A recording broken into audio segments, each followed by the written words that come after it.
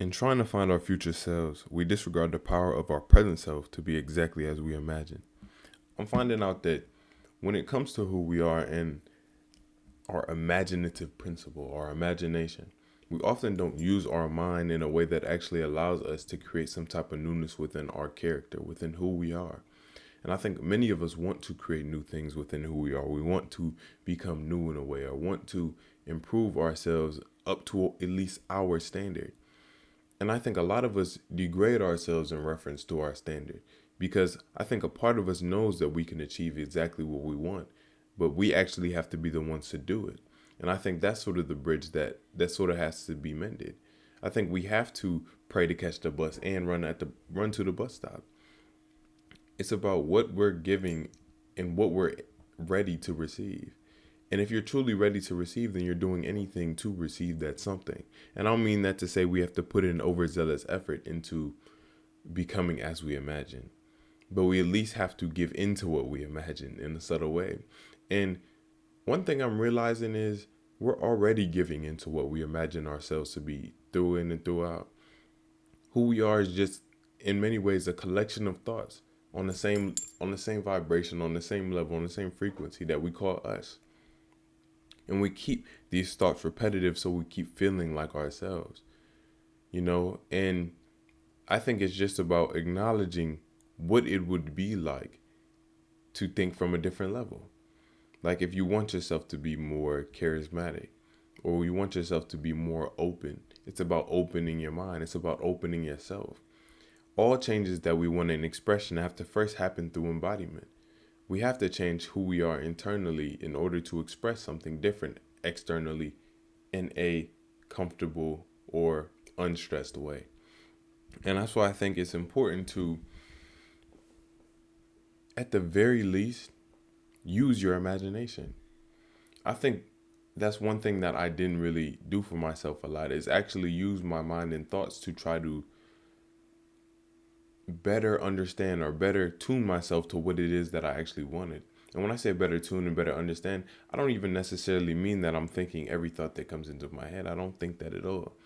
I think at the very least, it's monitoring my own thoughts and not giving into thoughts that lead me into places that are familiar. It's about embracing some type of newness of thought and actually giving into some type of new thoughts that we have so our mind or us feels more comfortable in those thoughts, feels more comfortable actually exploring something new because we'll realize that we don't need to feel familiar to be in the world. We don't need to always have some type of crutch, some type of thing holding us up in order to be where we are.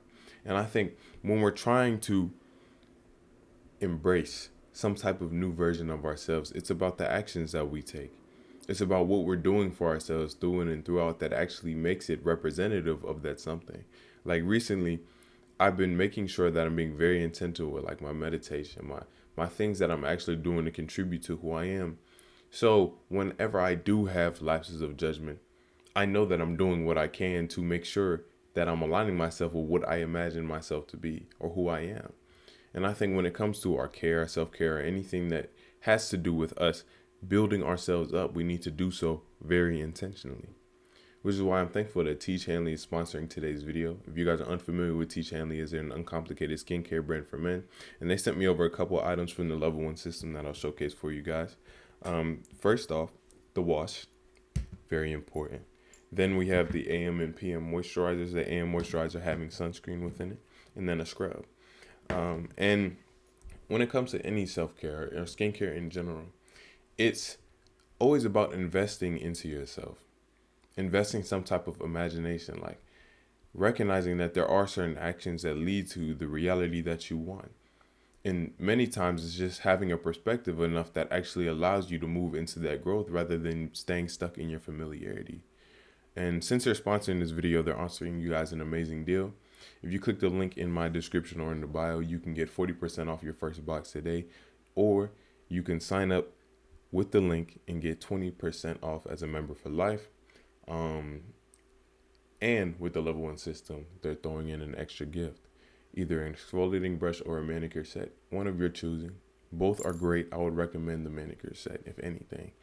Overall, I think that when we are taking care of ourselves or giving ourselves an opportunity to be new in this way, then it's always about our volition in doing so. I think sometimes we want to build ourselves up to a certain point, but we don't actually live from that point, if that makes sense. We're not living from a state of fulfillment, we're living from a state of lack. And I think if we want to bridge the gap between us and who we are in the future, or who we imagine ourselves to be, it's about our conduct. It's about what we allow ourselves to feel in reference to that. There are times where any of us feel like we are moving forward, like we've grown, like we've matured in a way. And sometimes it's just about embracing certain feelings like that and choosing to feel like that in a certain way, aligning yourself with the thoughts, behaviors, patterns that lead you to feeling in a way that's in accordance to what you actually want. I think that a lot of things are sort of sitting at the tip of our fingers when it comes to what we want to be expressed within the world. How much we want for ourselves, the love we have for ourselves, the care that we have for ourselves, is all waiting at the other end of our reluctance to let ourselves go. The only thing that's stopping us from being exactly as we imagine is our continual insistence on what we currently imagine ourselves to be. And when I say currently imagine ourselves to be, I'm saying that who you are right now is imagined as your other reality that you're trying to bridge the gap in. Who we are is nothing but a collection of thoughts, memories, feelings, and etc. that we become associated with, that we've allowed to become internal to who we are, that we've identified so much with. And if we want to open ourselves up to what is, we have to recognize that we are a part of what is. And what is often has no connotation other than the one that you give it. And I think sometimes we need to allow ourselves to sort of be without words and labels, be without everything that we've filled ourselves up with in the past. So we actually can emerge as something new. So we actually don't need to tear the whole building down in order to build something back up. So we can look at what is and renovate it into what we actually want it to be. And that's what I think is important, our renovation for ourselves. The act of constantly vesting appreciation and love enough with yourself to embrace your transformation, to embrace some type of new feeling, some type of new idea. And for me, I think the easiest thing I've ever thought of is like smiling and watching. Instead of being so preoccupied with your state and how everything's going to look, focus on what it is you want. Focus on what it is you want in terms of your desire, and imagine how it would feel if it was fulfilled, how it would feel if you were already at the end of that journey, the end of that acquisition, and give yourself that affirmation where you stand and live from that. And recognize that there's nothing left for you to do other than, I guess, your work that leads to it, than to keep that perspective and keep a positive attitude about it. I think when we do that, whenever I've done that, I've experienced nothing but good in my life. Even if something does go awry or something does go astray, it becomes so minuscule in reference to what you give to yourself on a regular basis. And I think the thing that we do for ourselves most often is not give ourselves a perspective that accommodates us. We don't actually take the time to fill in some of our own gaps in imagination, fill in some of our own vacancies, and we allow them to be filled with nonsense from the world around us, whether that be people, events, or circumstances. And we think that we have to base ourselves off of them in order to have some type of realness. But who we are is only as real as we imagine ourselves to be, not in a real existence sense, but in a sense of our identity, in a sense of what we occupy, in a sense of what we express. It's always a result of our relationship to the world around us, and most importantly, our result of our relationship to ourselves. So if we can recognize that it's always rooted in who we are, then we have to recognize that who we are is only as present as we are sure that that's the way we are. And that's why I think certain things like affirmation are important. Because once we give ourselves an opportunity to think differently from what we have thought in the past, we allow ourselves to establish a new foundation on what is yet to become. And in giving yourself an opportunity to establish new foundation, you recognize that the perspective that you've been waiting on, the imagination or the you that you've been waiting on, has always been here. It's always been here in the moment. And it's just about you taking enough time to embrace that it is already here, to embrace that the version of yourself that you're waiting on has always been right around the corner of you embracing it in the first place. How would we affirm ourselves changed unless by our own affirmation? How would we affirm ourselves cured if not by our own affirmation? When we talk about our own healing and our own development, it's always in reference to our own opinion. Always in reference to our own ability to accept what it is we have begun to feed ourselves.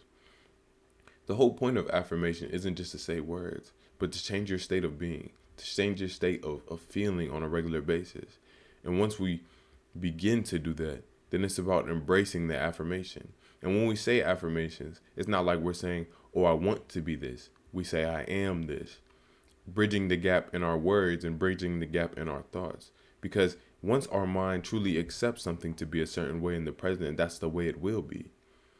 And I think for me, that has worked true wonders. I can't even describe the course that certain affirmations, certain thoughts, and especially opening my imagination up to what can be has done for me.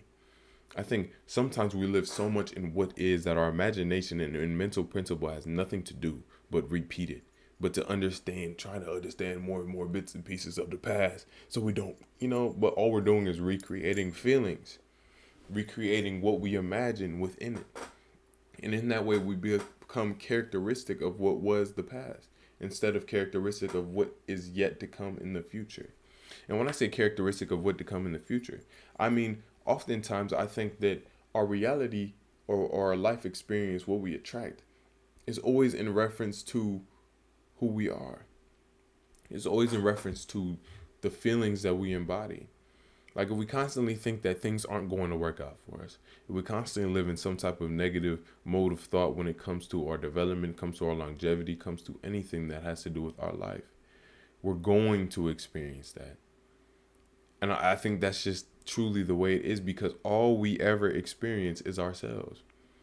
So if we're in our head about some type of negative thing constantly, and we're carrying that negativity as a part of us constantly, then we're going to see things in the world that are representative of that. Even if those things aren't necessarily things that are overtly negative, our mind is going to bridge that gap for us. And that's why I think it's about carrying some type of newness. It's about embracing something that's different from what has been in the past. And I've been doing this a lot recently. Like whenever I have thoughts that remind me of the way I was, and I'm talking about like a week ago, the way I was like a week ago, whenever I have thoughts that remind me of that, I instantly shift my focus onto the world around me, onto the present. And I embrace the idea that what is yet to come is far more vast and greater than what has, including myself. And I give myself that vastness in a way. I give myself that comfort. And what that means to me is not necessarily overzealously focusing on the affirmation I'm trying to give myself, like, oh, I'm confident, I'm this, I'm that. But allowing myself to be in the moment without restriction. And I think that takes confidence in and of itself. To be within the unknown, it takes you being rooted in yourself long enough, or enough in general, to trust yourself. And I think trust in the self is one thing that we do have to build. Because if we can't trust ourselves and trust our mind, then how are we ever going to hold on to certain affirmations and things like that? If we don't develop some type of trust within ourselves, then we're always going to think that we have to wait on people we trust to tell us that we're affirmed. We have to be able to give it to ourselves in many ways. I think once we're able to give ourselves that real understanding, that real love, that real appreciation, that real life, our life becomes lived in a true way. And I think we need to understand how much our imagination can come to our benefit. You can imagine yourself to be a million ways. You can imagine yourself to be the best way possible. And what would change or what would need to change other than your own mentality, your own viewpoint, for you to adopt that mentality, to adopt that state? What we imagine ourselves to be is not always in reference to everything around us, especially when we're talking about our character, our conduct, our expression, our way of being. It always has to do with how we feel about ourselves. So if we can recognize that it's always about how we feel about ourselves, and we can recognize that we can posit our own thoughts on our head, then why not give ourselves feelings and thoughts that align with what we actually desire for ourselves rather than things that take us away from that desire? Life can truly be beautiful when it's not lived in reference to everything around you, when it's not lived in reference to so much ugliness. Instead, the allowance of beauty. Because beauty never really escapes the moment. We're the only ones that do. The moment is ever present. The moment is always there. And until we contribute to it, until we take part in it, we're going to be guided by that which is not us. And I don't mean that in an overtly negative way, because we're all going to live regardless. You know, you could never think about any type of improvement and go through your entire life and be just fine. And when I say just fine, I mean just fine in reference to you. It's always about what you want to give to yourself. And I think if we do have subtle desires to improve, to get better, to, in a way, make our life more easy for us, then it's always about how much space we allow in our head. For example, if someone were to talk to you and be like, oh, my life is terrible, my life sucks, I'm so sad because of this, that, and the other, what would you tell them if not open your mind or open your imagination to more things? It's always about us giving ourselves more in imagination, us giving ourselves more room to actually occupy, recognizing that who we are isn't one stuck static thing, and it never has been. Who we are is constantly molding and evolving from situation to situation. And until we take part in those situations, we're going to be molded by them. And I think a lot of us want to mold our situations.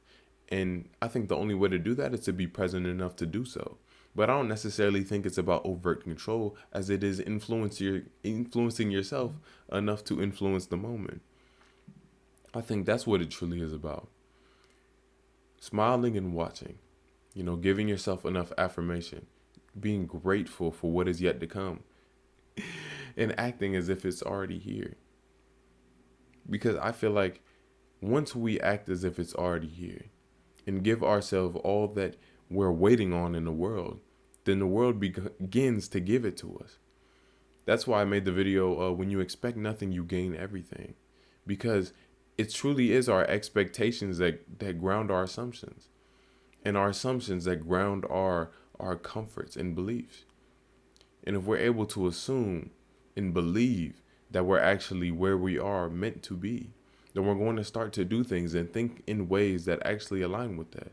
And what that means to me, if that didn't make sense, is giving yourself gratitude specifically in reference to what it is you want. Like, say I want to be a more potent speaker, a more driven person, a more disciplined individual. Then I don't start by, I'm going to work on my discipline. I start by saying I am disciplined. In moving from that state of being, that state of consciousness. Like when you say something to yourself like, I am this. And don't allow your mind to combat you, argue with you. It's your mind. I am this. You allow so much space to be there. You allow so much focus to be taken away from your own mind and into your definition. And that's why I think we have to choose for ourselves who we are sometimes, or at least state to ourselves, because then our mind doesn't have to constantly sit in thought about, in question about whether or not it's true. It's true because you said it is. And whether or not you want to act upon it is up to you. But my thing is, when you do say stuff like that, like I am disciplined, and it's not followed by a subsequent action that's representative of discipline in your head, it gets more difficult to constantly say that thing in an honest way. And I don't mean that to say that we constantly have to exhibit actions that are representative of this imagination. But if we truly are the way that we say we are, then it would be expressed. Plain and simple. Not to say we have to be crazily disciplined to say that I am disciplined, but to say if I am disciplined, then I will be disciplined. I think that's the gap. Is understanding that even though it may seem tedious to exhibit actions that are representative of the future you want to create, that's the only way to create it. It's always about the actions and inputs that you actually give to the moment and give to yourself, both in thought and in reality. Like for myself, even this video right now, I didn't want to make it. But something in me is continuing to tell me through my affirmation, through my living in gratitude for what is yet to come, that one must continue to move forward with what they're doing. And that's pretty much it. And giving myself affirmation for the act of doing it. Not even in essence of me doing this specific action. With me actually taking the time and care to align myself with exactly what I imagine myself to be. And in that way, it's already here. In that way, it's already present.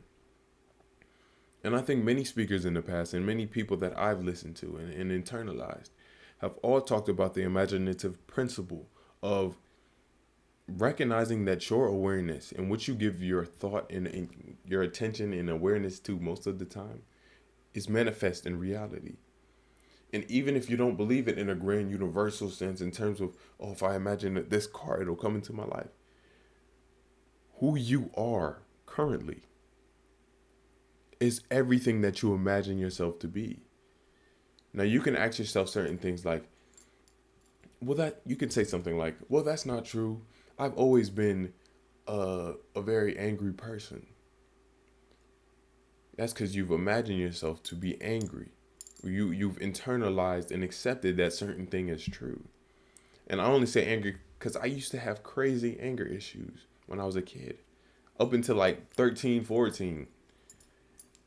And it wasn't until I started like meditating, giving myself more space, that I realized that those thoughts, that way of being, was nothing but a result of my lack of ability to be more open with myself. And when I say more open, I mean opening my imagination to more versions of myself, more ways of expression, and recognizing that there is not one set way to be you, but any way that you are will be you. So even if you change yourself to someone disciplined, someone happy, someone who doesn't express anger, you still will be you.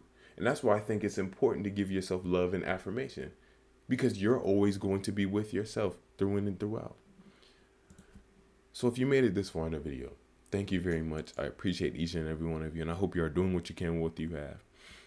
A lot on the way, a lot already here. And I think it's just really important that we learn to use our minds to our actual benefit, not in an overt way of, oh, I need to think through this entire situation.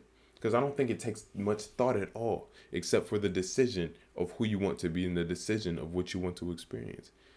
And then after that, it's just about alignment. It's about bringing yourself to the state of the desire fulfilled, giving yourself the feeling, the affirmation. Like you can imagine how it would be if you were to achieve that certain something right now and live from that. Live as if it's already achieved. Give yourself what you need to be here and recognize that you already are here. And you don't really need to give yourself much of anything but a clearer perspective on what is already here. Thank you. Keep being y'all. Keep being great. Book October.